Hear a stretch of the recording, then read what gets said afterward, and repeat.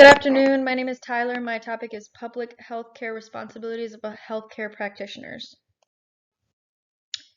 The slides I will be talking about are records for birth and death, public health functions, reportable disease and injuries, and then drug regulations. Public health care practitioners prepare to address a wide range of challenges from the increasing prevalence of chronic diseases and the growing threat of infectious diseases. They must also effectively communicate with the public and policymakers about the importance of investing in prevention and wellness.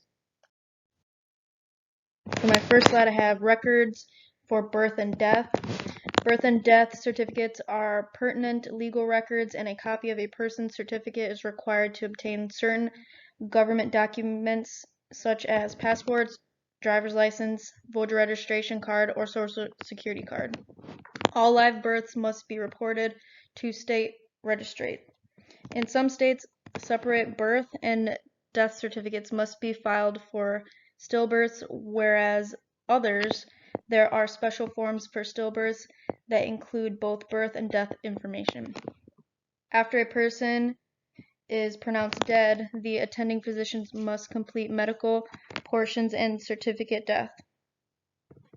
In most states, it is against the law for an attending physician to sign a death certificate if the death was possibly due to criminal causes, not attended by a physician with a specified length of time before death, due to causes undetermined by the physician, or violent or other suspicious. Public health functions. In all states, public health statutes help guarantee the health and well-being of citizens. As part of public health law, physicians or other healthcare practitioners must report births, deaths, or certain communicable diseases, specific injuries, and child and drug abuse to the appropriate local, state, and federal authorities. Public health statutes vary with states concerning the report of fetal death and stillbirths, time limits for filing reports, and the way information must be recorded. However, all provides for guarding against unsanitary conditions in public facilities, inspecting establishments where food and drink are processed and sold, exterminating pets and vermin that can spread disease, checking water quality, setting up measures of control for certain diseases, requiring physicians, school nurses, and other healthcare workers to file certain reports for protection of citizens. Reportable disease and injury.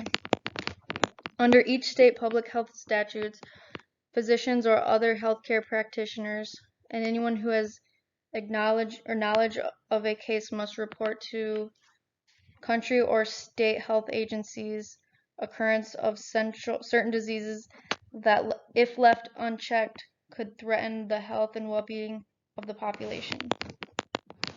In the United States, it is mandatory for certain communicable diseases cases to be reported to local and state institutions, schools, or other healthcare providers. Requirements for reporting such as time lapses and whether to be reported by telephone, mail, or online also vary within states. Therefore, healthcare practitioners responsible for reporting must be familiar with the specific requirements in their state. Due to the ever-increasing prevalence of global travel cases, some diseases not routinely seen on reporting diseases list are now seen as possible threats in the United States. Healthcare practitioners and public health departments must now be concerned with protocols for dealing with the treatment and prevention of highly contagious diseases that are relatively new to the United States. And here's a case study.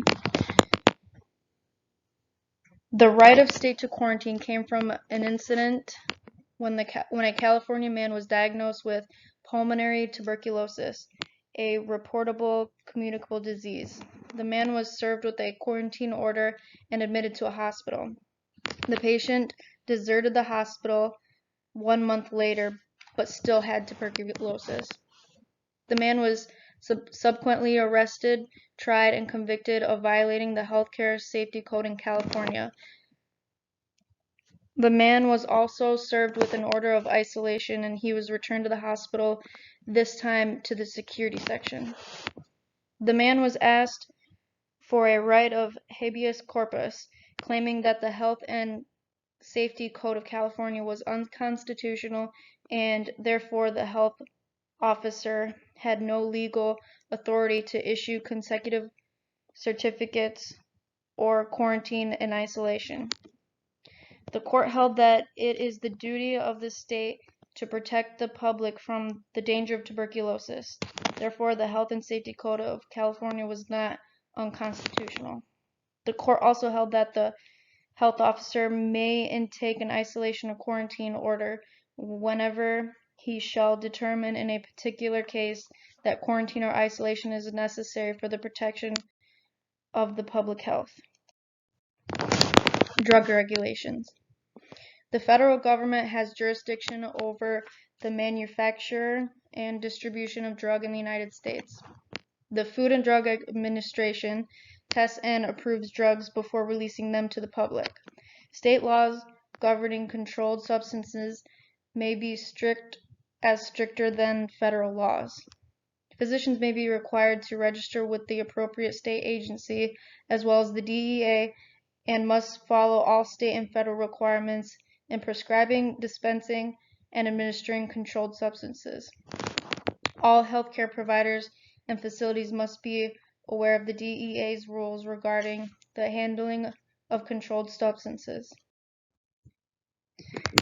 And then for the summary, I have gone over 4 key responsibilities of healthcare practitioners: records for birth and death, public health functions, reportable disease and injuries with the case study, and then drug regulations.